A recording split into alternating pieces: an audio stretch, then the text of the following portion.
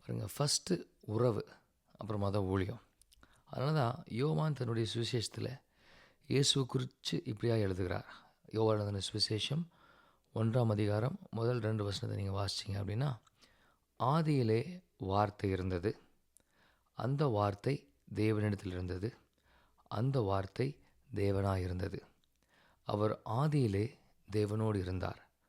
அப்போது இந்த முதல் 2 வசனமுமே இயேசுவுக்கும் பிதாவுக்கும் உள்ள உறவை மட்டுமே அது குறிக்குது. அப்புறமா தான் யோவான் இயேசுவின் படைப்பின் ஊழியத்தை குறித்து எழுதுகிறார். சகலமும் அவர் மூலமாய் உண்டாயிற்று, உண்டானதொன்றும் அவராலே அல்லாமல் உண்டாகவில்லை. அப்போ முதலாவது உறவை எழுதிட்டு அப்புறமா தான் அவருடைய ஊழியத்தை குறித்து சொல்லப்படுகிறது.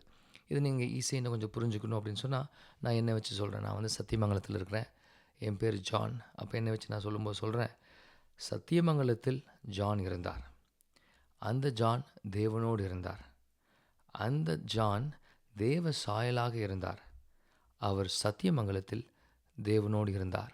அப்போது தேவ உறவை சொல்லிவிட்டு அப்புறமா நம்ம என்ன சொல்கிறோம், அவர் யூடியூப் போட்டார் அப்படின்னு நம்ம சொல்கிறோம்.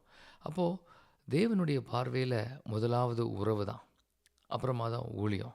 ஆமீன். அதனால தான் ஏனோக்கு குறித்து எழுதும்போது ஆதியாமத்தில் நம்ம வாசிக்கிறோம், ஏனோக்குடைய உறவை குறித்து ஆண்டவர் எழுதி வைக்கிறார். ஏனோக்கு தேவனோடு கூட சஞ்சரித்து கொண்டிருந்தான், அவன் சஞ்சரித்து கொண்டு இருக்கையில் காணப்படாமற் போனான் அப்படின்னு சொல்லி அவருடைய உறவை குறித்து எழுதிட்டு, யூதா எழுதின நிருபத்தில் ஏனோக்குடைய ஊழியத்தை குறித்து எழுதப்பட்டிருக்கிறது.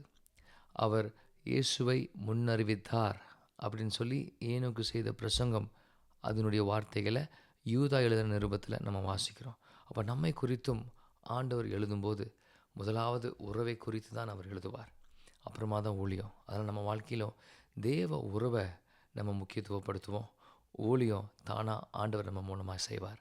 ஆமேன்.